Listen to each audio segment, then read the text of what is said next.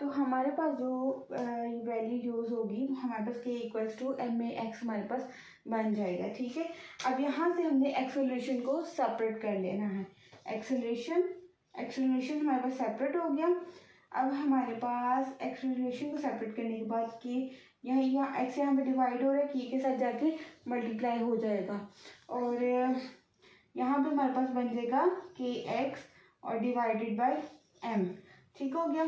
Acceleration इस form को अब हम जो है चेंज कर लेते हैं। एक्सेलरेशन इक्वल्स टू के एक्स ओवर एम, के एक्स ओवर एम। ठीक हो गया। ए इक्वल्स टू के ओवर एम एक्स। अब ये जो के और एम है ना, ये कांस्टेंट है। के डिवाइडेड इन, ये शो करता है हमारे पास एक कांस्टेंट टर्म है। ठीक हो गया, कांस्टेंट टर्म है। ठीक है, तो A is directly proportional to X. हमारे पास यहाँ पे इस तरह से एक इक्वेशन बन जाएगी कि A is directly proportional to x.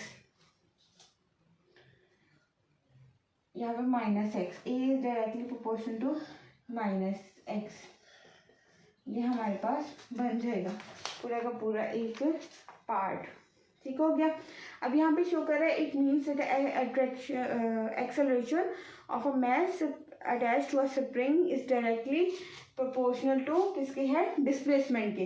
यानी कि acceleration is directly proportional to displacement from the mean position. अपनी मीन पोजीशन पे जो एक्सेलरेशन है वो है directly proportional to displacement after stretch.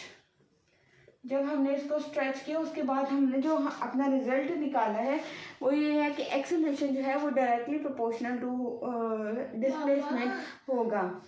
तो ना एक्सेलरेशन जो है डायरेक्टली प्रोपोर्शनल टू डिस्प्लेसमेंट हमारे पास ये होगा। और यहाँ पे एक टर्म हो जाएगी रिस्टोरिंग फोर्स। ठीक हो गया। The restoring force always pushes or pulls the object performing oscillatory motion towards the mean position। Restoring force ऐसी फोर्स क्या करती है, ऑब्जेक्ट को पुश या पुल जब होता है कोई भी ऑब्जेक्ट अपनी मीन पोजीशन पे, या जब पुश होगा फिर उसके बाद खुद ब खुद ही वो वापस अपनी पोजीशन पे आ जाएगा, फिर पुश होगा फिर खुद ब खुद अपनी वापस पोजीशन पे आ जाएगा। तो इस तरह जो उसमें फोर्स जो लग रही है फिर उसके बाद अपनी जगह पे पोजीशन पे आ रहा होगा वो हो जाएगा हमारे पास रिस्टोरिंग फोर्स, उस फॉर्म को कहते हैं। अब यहाँ पे सिंपली जो है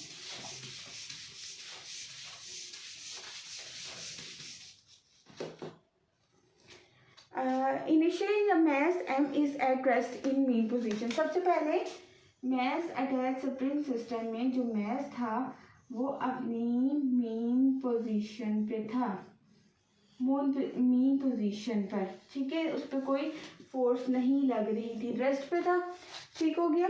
and the resultant force of the mass is zero. और क्योंकि कोई फोर्स नहीं लग रही थी तो मास जो फोर्स थी वो जीरो थी। Suppose the mass m is pulled through a distance. अब यहाँ पे जो स्प्रिंग से अटैच था मास, इसको हमने थोड़े डिस्टेंस पे जब स्ट्रेच किया, इसको स्ट्रेच किया तो ये जो है इसमें स्टिफनेस पैदा हुई।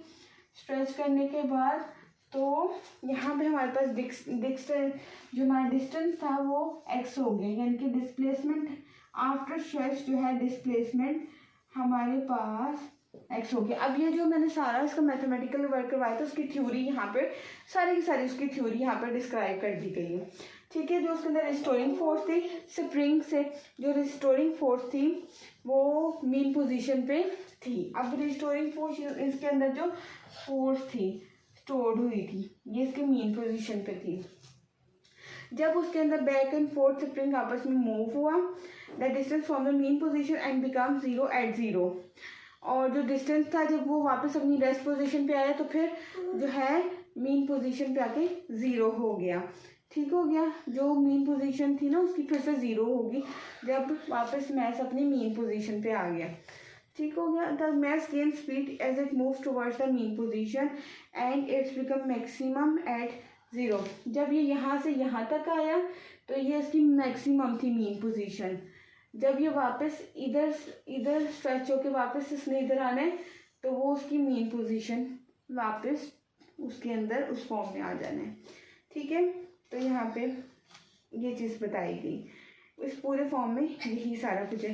कह रहे द प्रोसेस इज एंड पे जो ये पैराग्राफ उसमें बता रहे हैं the process is repeated and the mass continues to oscillate back and forth about the mean position.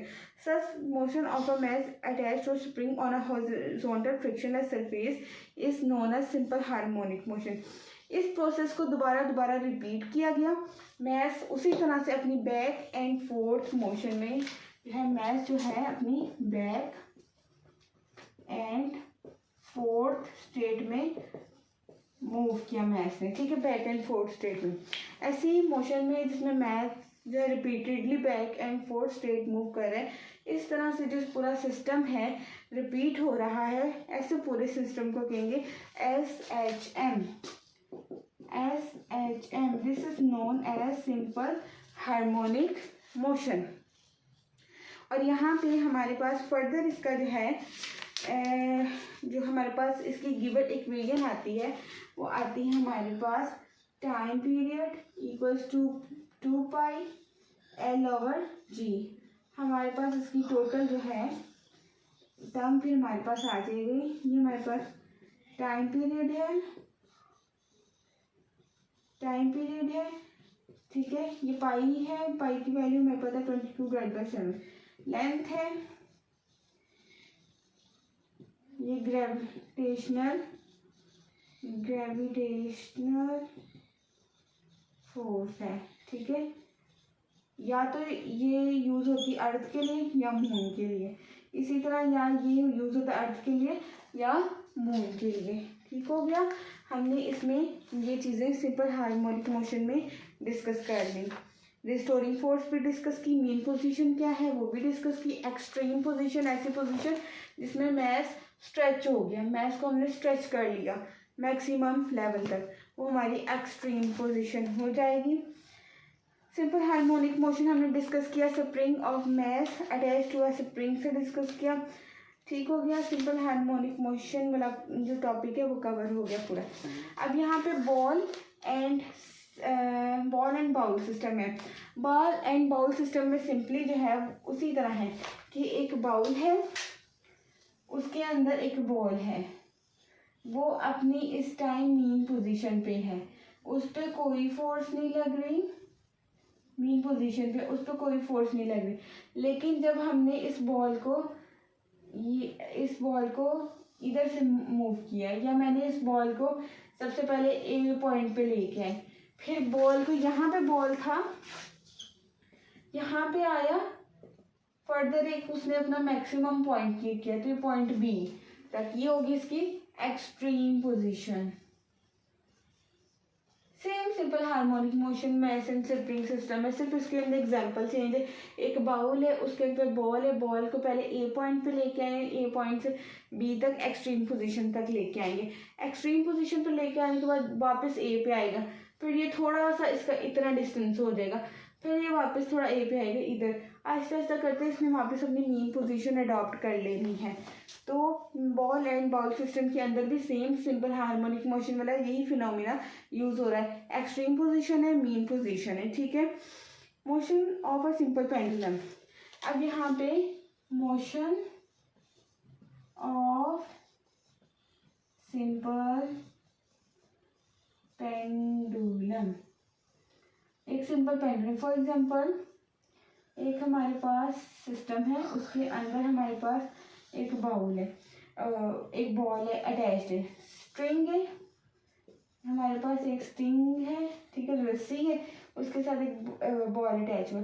अब बॉल है, मैं बॉल को पहले यहाँ पे ए तक लेके आई हूँ, ठीक है, यहाँ से बॉल, अब इसको मैं छोड़ूंगी तो ये एक एक्सट्रीम पोजीशन पे जाएगा, ये भी एक्सट्रीम पोजीशन पे जाएगा बी पे, फिर इसने वापस इधर आना है बैक, फिर इसने वापस फोर्थ, इसी तरह करते करते इसने दोबारा से अपनी मीन पोजीशन एडॉप्ट कर लेनी है। 3-4 एग्जांपल है, सब में एक ही चीज़ यूज हो रही है, मीन पोजीशन, एक्सट्रीम पोजीशन।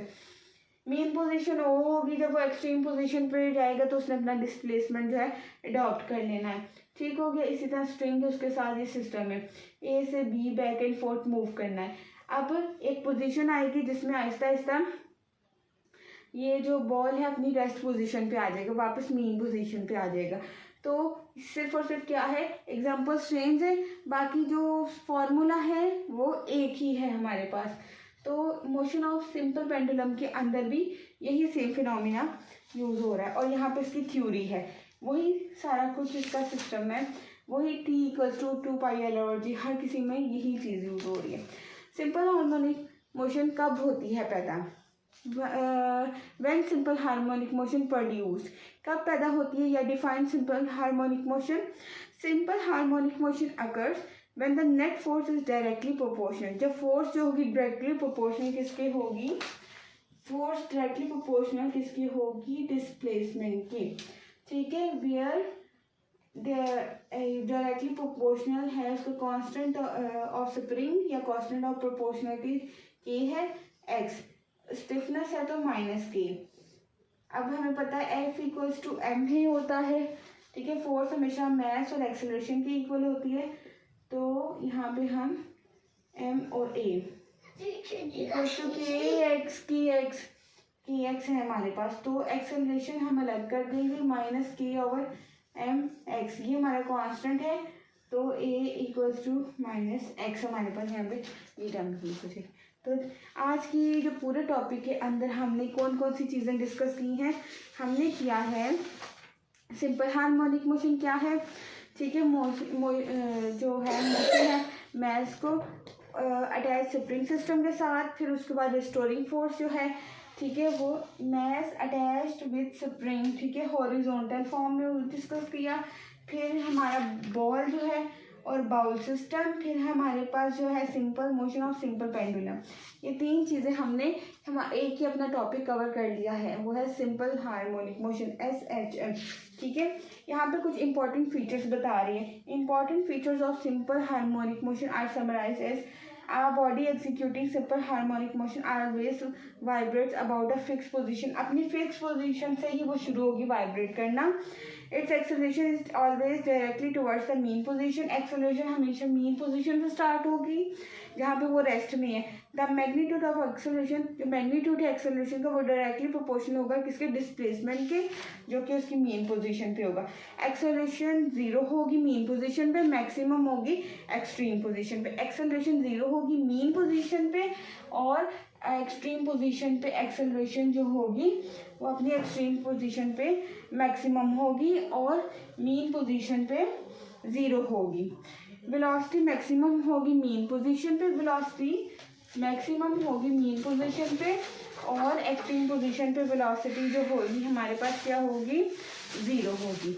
तो ये सारी चीज़ें हमने अपनी इन टॉपिक में डिस्कस करनी, आज के टॉपिक यहाँ पे एंड होएगा।